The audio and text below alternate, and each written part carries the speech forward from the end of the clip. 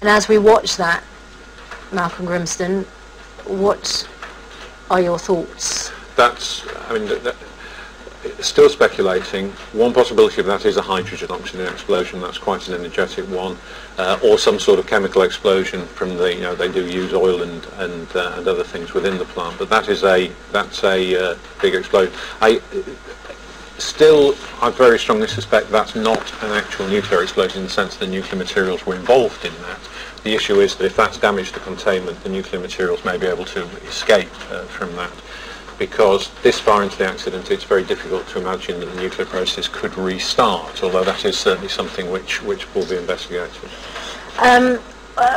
What strikes people, I'm sure, about watching a couple of things, as you say, whether that has caused damage in itself. I mean, presumably, at a plant like that, an explosion is something you want to avoid.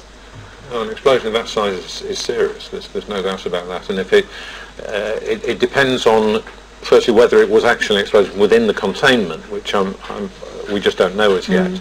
But one thing we do know is that if that did involve the nuclear thing, we'll be seeing very high levels of contamination very quickly. So information should be becoming available as to what type of explosion it was. But clearly that's a very energetic explosion to be doing that. We're not looking here at something collapsing because of the effects of the earthquake, which was one possibility, but that's clearly not the case.